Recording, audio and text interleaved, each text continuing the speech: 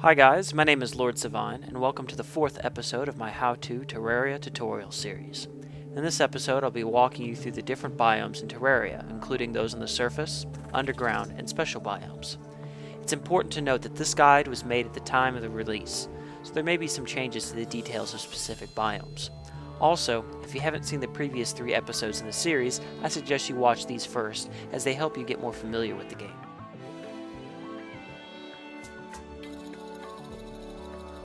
The forest is a low-level surface biome.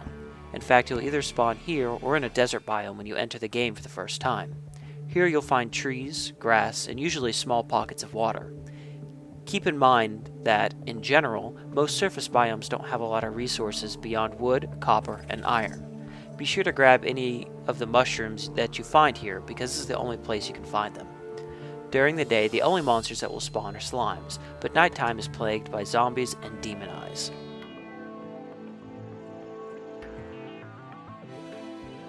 Desert biomes are marked by large patches of sand, and that's pretty much it. As of right now, the deserts are a little empty, but the developers have promised some content in a future update. Deserts spawn the same monsters as forest biomes.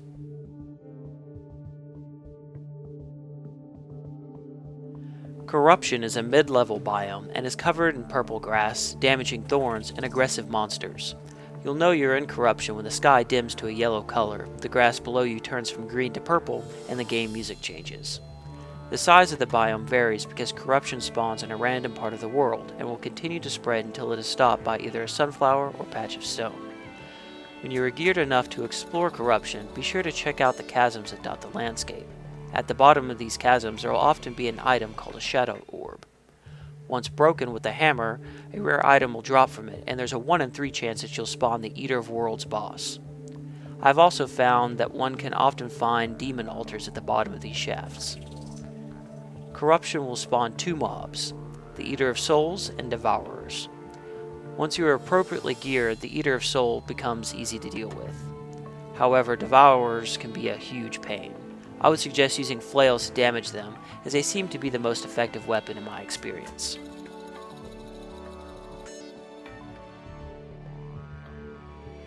When you start going underground, you'll usually run into an area that spawns the same monsters as the surface, but has a plain dirt background. This is the dirt layer, and it exists between the surface and the underground layer.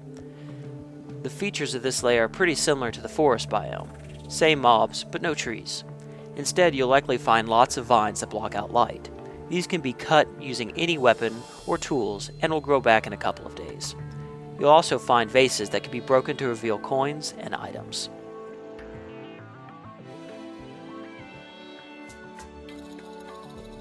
You'll know you're in the underground layer when the background changes from dirt to a darker dirt and rock mix, and the game music changes.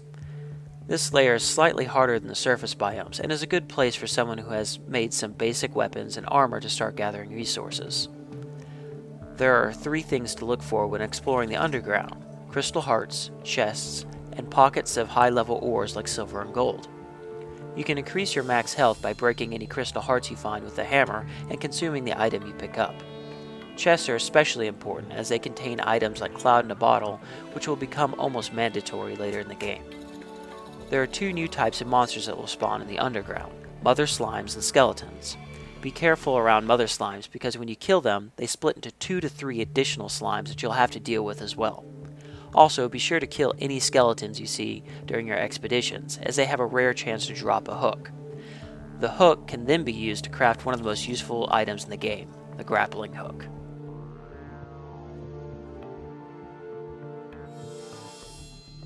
The underground jungle is generated in a random part of the underground. You'll know you've found the jungle when the normal dirt and stone blocks give way to bright green grass, tall plants, and vines. The underground jungle is home to a wide variety of biome-specific items, so be sure to keep any drops you find. Also, be on the lookout for the golden houses, as these will contain chests with very rare items inside. The mobs you find here are some of the toughest in the game, so be sure to be prepared with lots of health potions and good gear. Be especially careful of the man-eating plants, as they do massive damage even to fully geared characters.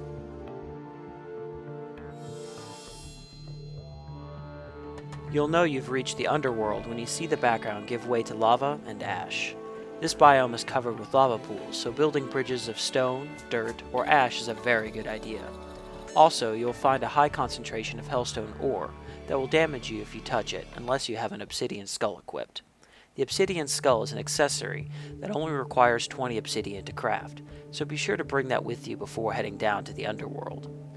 The two things of interest in this biome are the obsidian and hellstone ores, both of which are used to create hellstone bars. These bars can then be used to make some of the best armor, tools, and weapons in the game. While exploring, you might run across chests and crystal hearts, so be sure to take advantage of those. Many have nicknamed this area the Hell World, and the name is pretty appropriate. The fire imps and bone serpents that spawn here are some of the toughest and most frustrating enemies in the game. Much like the Devourers in Corruption, bone serpents are a type of worm that are best killed with a flail. The fire imps have the annoying ability to teleport anywhere on screen and shoot fireballs through blocks of ash, hellstone, and lava. You can swing a weapon or tool to block their fireballs, so be sure to keep a fast sword or pickaxe with you.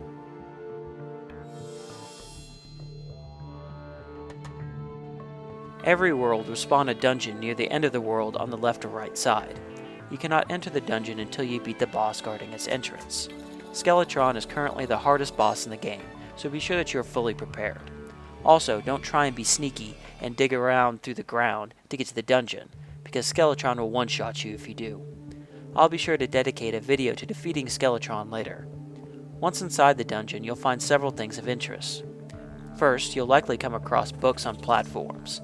The dungeon is the only place you can find these, and you can collect them by using the hammer. Be sure to scour the entire biome for chests, as they could contain the Maramusa, one of the best swords in the game, or the Cobalt Shield, which prevents all knockback. The three types of mobs that will spawn in the dungeon are Angry Bones, Burning Skulls, and Dark Casters. The Angry Bones and Burning Skulls are pretty straightforward, just don't let them hit you. The Dark Casters, on the other hand, are a little trickier. You can treat these the same as the Fire Imps in the Underworld. Block their magic attacks using a fast weapon or pickaxe. You might also collect all the bones that drop from these enemies, because these can be combined with cobwebs to create necro armor. The floating islands are a special biome that randomly generates about 350 to 450 feet in the air. These are usually pretty small, but the main goal of finding the islands are to find the house somewhere on its surface. Inside the house, you'll find a chest with rare items inside. Because they typically spawn so far up, they can often be difficult to find without building massive catwalks across the sky.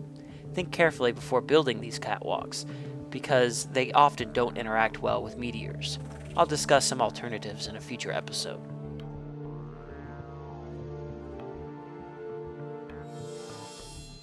Meteorites are mid-level biomes that appear when a player breaks a shadow orb or randomly when no meteorite is present in the world.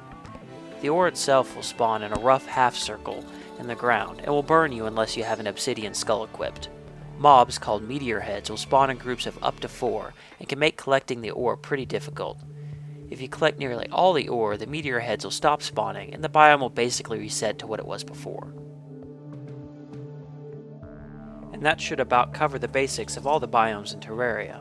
If this video helped you in any way, please give it a thumb, leave a comment, and subscribe. Thanks for watching.